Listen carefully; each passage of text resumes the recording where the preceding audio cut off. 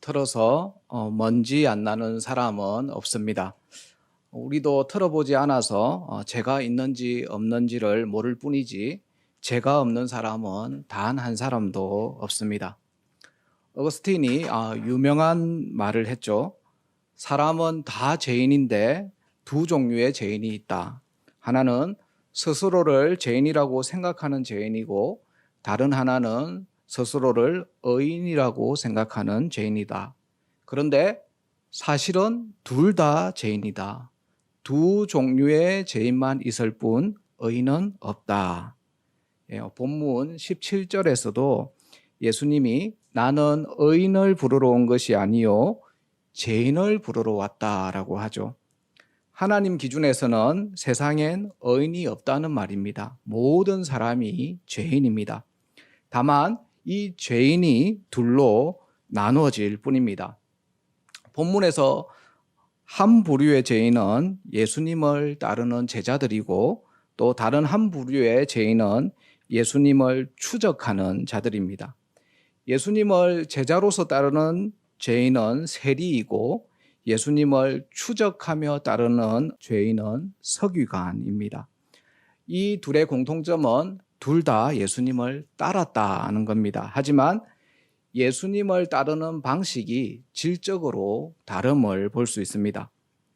오늘 본문은 예수님을 따르는 사람들의 이야기입니다. 다시 말하면 교회 밖에서 일어난 이야기가 아니라 교회 안에서 일어난 이야기입니다. 예수님을 따르는 사람들은 다 교회 안에 있죠. 그래서 교회 다니는 우리가 스스로를 죄인이라 생각하는 세리처럼 예수님의 제자인지 아니면 스스로를 의인이라 생각하는 서기관처럼 예수님을 추적하는 자인지를 한번 점검해보고 어떻게 예수님을 따를 것인지를 한번 결단할 수 있기를 바랍니다. 먼저 살펴볼 인물은 스스로를 죄인이라 생각하며 예수님의 제자가 된 세리입니다. 오늘 본문의 배경은 예수님의 주요 활동 무대였던 가버나움입니다. 가버나움은 로마 군대가 주둔할 정도로 주요한 도시였습니다. 갈릴리 지역의 교통의 요충지였고 상업의 중심지였습니다. 인구가 1만 명이 넘는 대도시였습니다. 그러니까 이 가버나움에는 꽤 큰 규모의 세관이 있었습니다. 세관은 통행료와 세금을 징수하기 위해서 그 지역의 지리와 도로를 잘 아는 현지인들을 세리로 고용했습니다. 고용된 세리들은 로마 당국으로부터 이 도급제로 징수 권한을 부여받았습니다. 이 말은 정해진 징수율이 없었다는 말이죠. 일정한 금액의 세금만 바치면 나머지는 세리가 얼마든지 자기 마음대로 거두어도 되었다라는 말입니다. 그래서 세리들은 로마 정부에 납부하는 금액보다 훨씬 높은 세금을 거뒀습니다. 극대한 이윤을 챙겼죠. 이런 구조적인 문제는 세리들의 탐욕과 부패로 이어졌습니다. 당시 세리들은 경멸을 당했습니다. 유대인들은 스스로를 로마의 압제의 피해자로 여겼고 세리들은 그 로마의 압제의 앞잡이 노릇을 했으니까 오죽했겠습니까? 그래서 이 세리는 죄인의 대명사였습니다. 그러니 세리는 어떤 대우를 받았냐면 재판장에서 정인의 자리에 서지도 못했고요. 종교적으로는 유대인에 해당해서 출교를 당해야만 했습니다. 그들의 가족까지도 그런 처우를 받았습니다. 그러니까 세리는 당시에 이방인이나 창녀나 노예와 동급으로 취급을 당했습니다. 이런 배경을 가지시고 본문 속으로 한번 들어가 보겠습니다. 예수님이 세관을 지나가시다가 세리 한 사람을 봅니다. 단순히 세무 공무원 한 사람을 본 것이 아니라 최고로 악한 죄인 한 사람을 본 것입니다. 그게 14절에 나오는데요. 14절에 보면 그 세리의 이름을 알페오의 아들인 레이라고 합니다. 예수님이 이 레이를 보시고 나를 따르라고 하셨습니다. 여기서 보시고라는 헬라어 단어는 앞서 베드로와 안드레, 야고보와 요한을 부르실 때 나왔던 그 단어와 동일한 단어입니다. 그러니까 이 단어는 그냥 단순히 봤다는 말이 아니고 영적인 봄, 그러니까 효력 있는 부르심, 콜링, 구원을 의미합니다. 그러니까 구원이 지금 세리, 레위에게 임한 것입니다. 그런데 이건 아주 파격적인 발탁입니다. 베드로와 같은 어부들을 부른 것과는 비교할 수 없는 파격적인 발탁입니다. 세리의 일이 뭐라고 했습니까? 세리는 착취하는 자, 그리고 매국노, 그리고 범죄자입니다.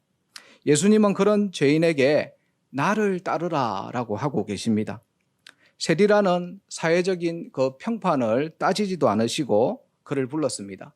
그의 직업을 묻지도 않고 불렀습니다. 심지어 그가 그동안 착취했던 그 세금에 대해서도 추궁하지 않았습니다.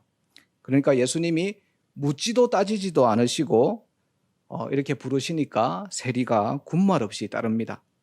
조금도 망설임 없이 세리가 따랐습니다. 즉각적으로 예수님을 따랐습니다. 그래서 이 순종의 결과로 그는 순식간에 세리에서 제자로 변화되었습니다. 이건 다른 어떤 것으로도 설명이 불가능합니다. 우리 인간 척에서 볼 때 순종이 불러온 결과라고 밖에 말할 수 없습니다. 믿음의 반응이 불러온 결과입니다. 교회 여러분, 교회 안에는 수많은 사람들이 있습니다. 수많은 사람들이 예수님을 따른다고 모여 있습니다. 그럼 한번 점검해 보면 좋겠습니다. 우리는 예수님의 부르심에 대해서 어떻게 그동안 반응해 왔습니까? 세리처럼 자신을 죄인으로 여기고 예수님의 말씀에 군말 없이 순종해 보셨습니까? 그동안 우리가 많은 설교를 들었습니다. 설교를 들을 때 그때 감동이 밀려올 때가 많이 있었죠. 그때 혹시라도 그 밀려오는 감동 앞에 한번 반응해 보신 적이 있으십니까? 설교를 들으면 감동이 밀려오고 그 감동과 함께 누군가가 머릿속에 떠오릅니다. 그 사람에게 전화해서 그 사람을 위로해야겠다. 이런 생각이 떠오른 적이 있으시죠? 또 그 사람에게 뭘 좀 챙겨줘야겠다. 그 사람과 식사하며 이야기 한번 해봐야겠다. 그 사람과 성경 공부 한번 해봐야겠다. 그 사람에게 따끔하게 한번 건면해봐야겠다. 또는 그 사람이 아니라 나에 대해서 나의 죄가 떠오르기도 합니다. 끊임없는 그 악한 생각, 미워하는 마음이 밀려옵니다. 그래서 골방에 들어가서 회개하면서 한번 울면서 기도해봐야겠다. 이런 식으로 설교를 듣는 중에 감동이 밀려올 때가 많았을 겁니다. 이런 경험은 제대로 된 신자라면 누구라도 경험했을 겁니다. 그때 말씀으로 한번 반응해 보셨습니까? 말씀에 한번 순종해 보셨습니까? 대부분의 신자들은 마음의 감동을 행동으로 옮기지 못합니다. 믿음으로 반응하며 순종하는 사람은 매우 적습니다. 오늘 본문은 지금 이걸 지적합니다. 세리 레위처럼 예수님의 말씀에 믿음으로 반응하면 달라진다는 걸 말합니다. 순종하면 믿음이 성장합니다. 예수님의 제자가 됩니다. 반대로 순종하지 않으면 어떻게 될까요? 반응하지 않으면 아무런 변화도 일어나지 않습니다. 자꾸 그 자리에 있게 됩니다. 예수님을 따르긴 따르는데 예수님과 적당한 거리를 두고 마치 인공위성처럼 예수님 주위를 빙빙 겉돌게 됩니다. 예수님과 좀처럼 가까워지지 않습니다. 세리가 예수님과 가까워지게 된 계기는 순종입니다. 레위는 나를 따르라는 예수님의 말씀에 순종하여 믿음으로 반응하여 달라졌습니다. 레위는 이뿐 아닙니다. 예수님과 더 가까워지길 원했습니다. 그래서 즉각적으로 반응하죠. 예수님과 제자들을 자기 집으로 초대합니다. 식사 자리를 마련합니다. 그는 그동안 받았던 불명예, 그 차별에서 해방된 기쁨을 연회를 베푸는 것으로 표현합니다. 그래서 크게 연회를 베풀었습니다. 예수님과 함께한 그 식사 자리는 기쁨의 자리가 되었고 사귐의 자리가 되었고 웃음의 자리가 되었습니다. 마치 전도서 2장 24절 말씀처럼 그는 먹고 마시면서 더할 나위 없는 기쁨을 평생 처음으로 경험했을 것으로 보입니다. 교회 여러분, 하나님의 말씀인 성경이 우리에게 주어졌습니다. 그리고 목사님이 이 성경 말씀을 설교로 쉽게 풀어서 설명을 해줍니다. 그래서 말씀을 듣고 나면 콜링, 그러니까 나를 따르라는 말씀이 우리 마음에 주어집니다. 예수님의 부르심이 이 세리의 심리 상태를 압도해버린 것처럼 우리에게도 비슷한 감동이 밀려올 때가 많습니다.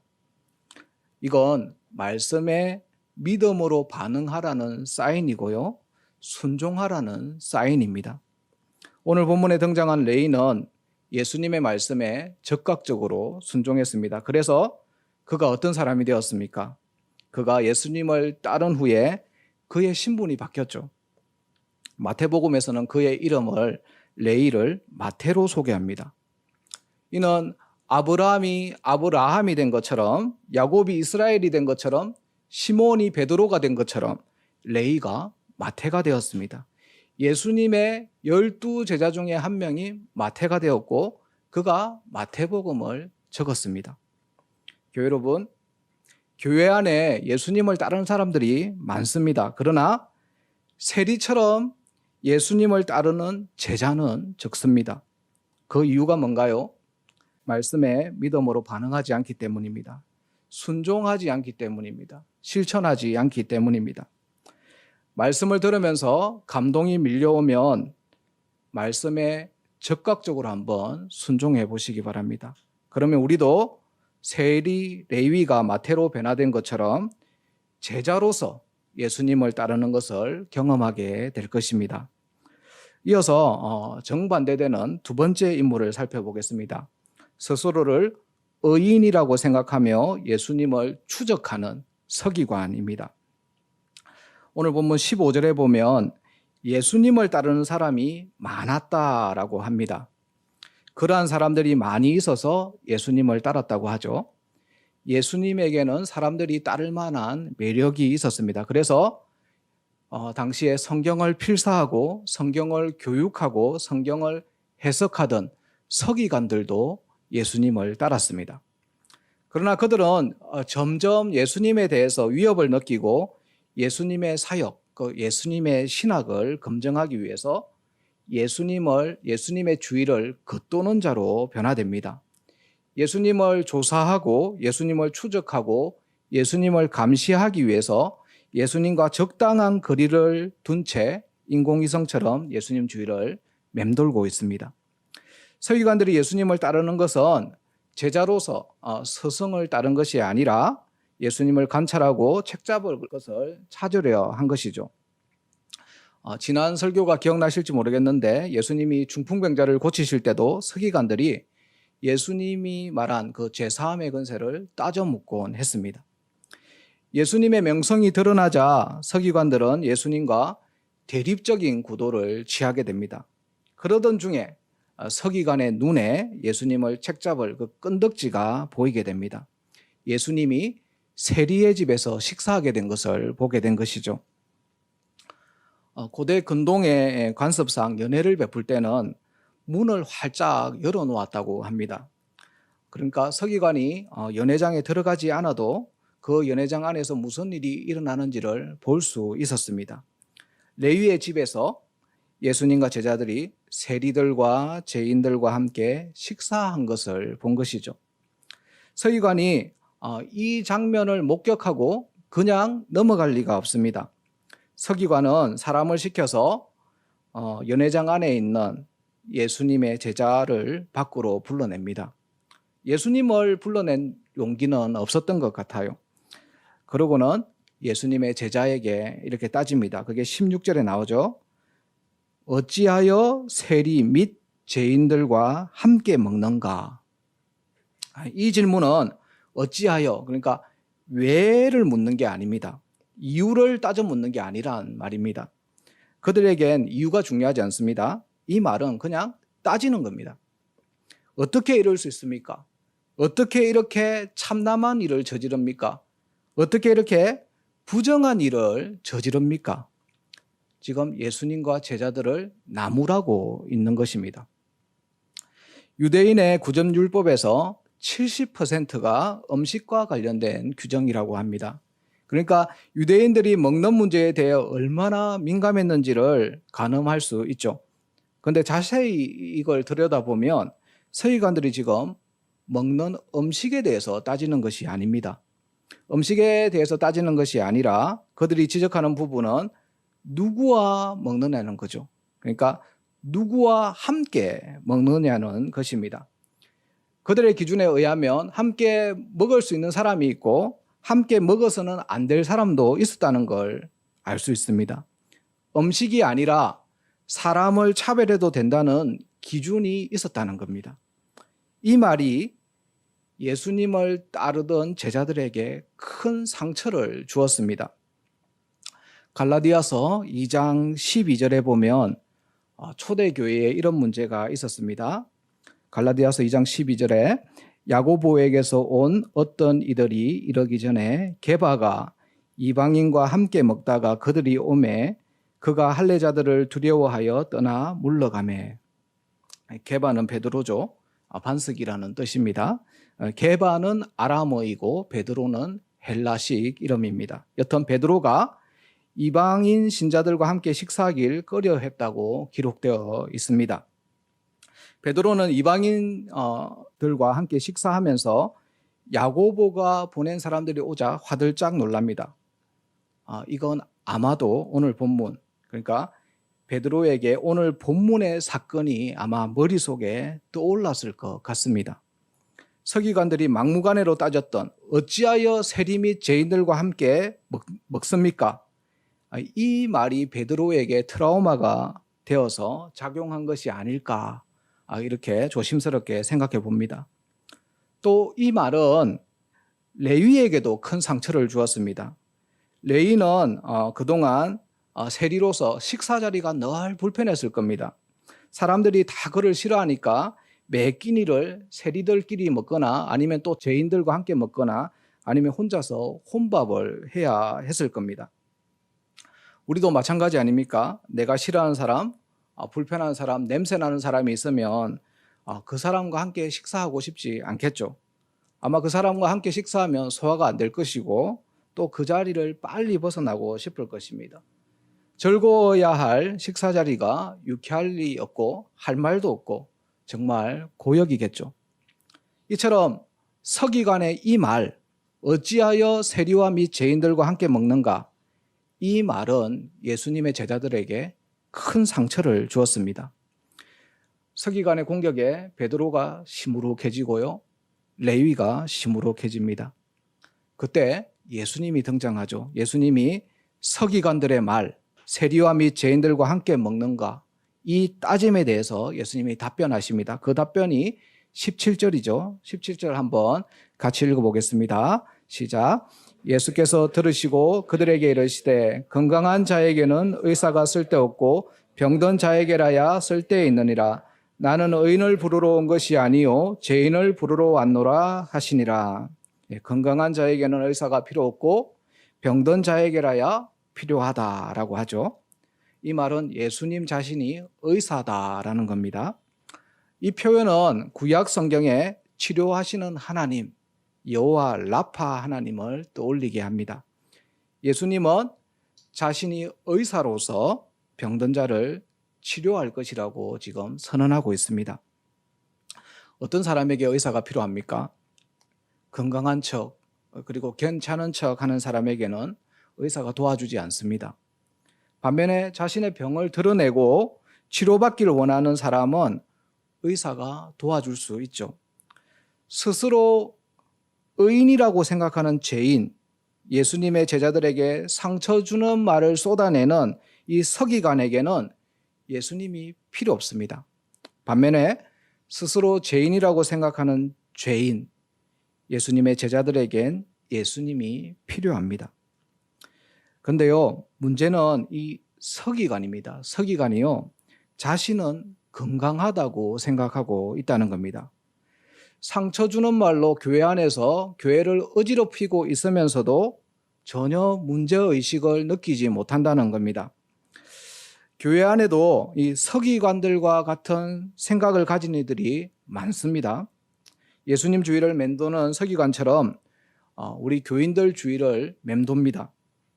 자신도 치유받길 거부하면서 다른 사람이 치유받는 것을 해방을 놓습니다. 어떻게 해요?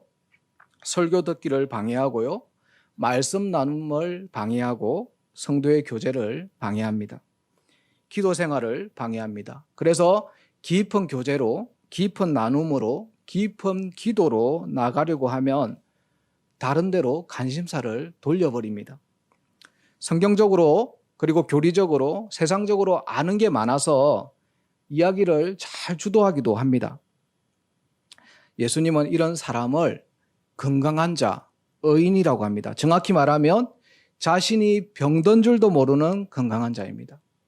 스스로를 의인이라고 생각하는 죄인이죠. 전도서 7장 15절에서는 이런 사람을 멸망하는 의인이라고 부릅니다. 자신의 의로움에도 불구하고 멸망하는 의인입니다. 이런 사람은 지나치게 의로운 자입니다. 뭐가 지나칩니까? 지나치게 자신을 신뢰합니다. 지나치게 자신을 기준으로 삼습니다. 그래서 자기 판단대로 자신은 늘 의롭고 다른 사람, 심지어 세리의 집에서 식사하는 예수님까지도 나무라고 꾸짖습니다. 이런 사람은 의사를 필요로 하지 않죠. 또 이런 사람의 특징은 지나치게 율법적이다라는 겁니다. 서기관처럼 하나님이 내가 거룩하니 너희도 거룩하라 이렇게 말씀하신 이 말씀을 문자적으로 해석하고 적용합니다. 그래서 자신들이 만들어 놓았던 그 구전율법을 잣대로 깨끗한 음식만 먹고 깨끗한 사람만 만나고 깨끗한 물건만 사용하고 깨끗하다고 선포된 날만 선호합니다. 이런 경향은 오늘날 한국 교회 안에도 그대로 전해져 내려왔죠. 교회 다니는 사람은 술, 담배 하면 안 된다. 주일날 돈 쓰면 안 된다. 안 믿는 친구들 사귀면 안 된다. 그러나 따져봅시다. 술이 창조 때부터 더럽게 창조되었을까요? 안식일만 거룩하고 월화수목 금요일은 더러운 날인가요? 사마리아인은 더러운 사람인가요? 물론 무분별하게 술, 담배를 즐기거나 주일 예배를 빠지거나 무분별하게 친구를 사귀라는 말이 아닙니다. 말씀의 맥락을 오해하지 마시기 바랍니다. 이 말의 요지는 서기관들처럼 구약의 구별법을 자기 입맛대로 확장해서 무분별하게 율법의 범위와 강도를 확장하지 말라는 것입니다. 골로새서 2장 13절부터 17절 말씀 한번 볼까요? 예수님의 십자가는 우리를 거스르고 불리하게 하는 법조문으로 쓴 정서를 지워버렸습니다. 십자가로 통치자들과 권세들을 무력화시켰습니다. 함께 16절 17절 한번 읽어보겠습니다. 그러므로 먹고 마시는 것과 절기나 초하루나 안식일을 이유로 누구든지 너희를 비판하지 못하게 하라. 이것들은 장래의 일의 그림자이나 몸은 그리스도의 것이니라. 교회 여러분, 예수님을 조사하고 추적하고 감시하기 위해 예수님을 따르는 서기관들은 구별하길 좋아했습니다. 예수님을 책잡기 위해서 예수님을 따라다녔습니다. 마찬가지로 교회 안에도 이런 서기관들이 있어요. 교인들의 신앙 그리고 행동을 책잡기 위해서 그들의 잘못을 덜쳐내기 위해서 율법의 잣대를 들이댑니다. 혹시 내 안에 그런 경향이 있었다면 앞으로 그러지 마시기를 바랍니다. 우리는 어거스틴이 남긴 그 말을 가슴에 새기면 좋겠습니다. 사람은 다 죄인인데 두 종류의 죄인이 있다. 하나는 스스로 죄인이라고 생각하는 죄인이고 다른 하나는 스스로 의인이라고 생각하는 죄인이다. 그런데 사실은 둘 다 죄인이다. 두 종류의 죄인만 있을 뿐 의인은 없다. 교회 여러분, 우리 예수님은 의인이 아닌 죄인을 치유하러 오셨습니다. 우리는 자기의 의로움을 내세우는 의인, 지나치게 의로운 자가 되어서는 곤란합니다. 그런 사람은 자신을 죄인으로 병자로 여기지 않습니다. 그런 사람은 예수님을 의사로 필요로 하지 않습니다. 우리는 예수님을 따르며 추적하는 이 서기관이 아니라 예수님을 그냥 따르는 제자가 되어야 합니다. 말씀을 정리하겠습니다. 교회 안에는 두 종류의 죄인이 있다고 했습니다. 한 부류의 죄인은 예수님을 따르는 제자이고 다른 한 부류의 죄인은 예수님을 지나치게 추적하는 어려운 자들입니다. 제자는 의사 대신 예수님을 필요로 하고 지나치게 어려운 자들은 의사 대신 예수님을 필요로 하지 않습니다. 제자는 예수님의 말씀에 적극적으로 반응하며 순종하고 지나치게 의로운 자들은 예수님의 말씀을 거부하고 예수님을 찾는 자들을 해방합니다. 교회 여러분, 이 두 부류의 죄인 중에서 어떤 길을 갈 것인가는 저와 여러분의 선택에 달려 있습니다. 오늘 이 밤에 회개하시며 결단하며 반응하시기를 간절히 바랍니다. 함께 459장 찬양하고 기도하겠습니다. 459장입니다.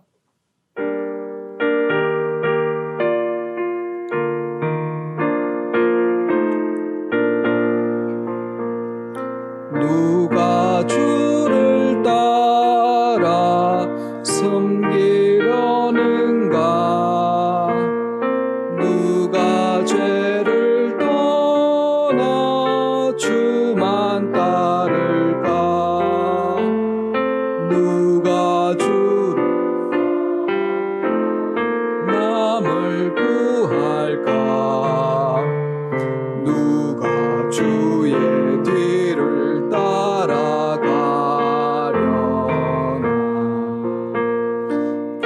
부르심을 받아 주의 은혜로 주를 따라가네.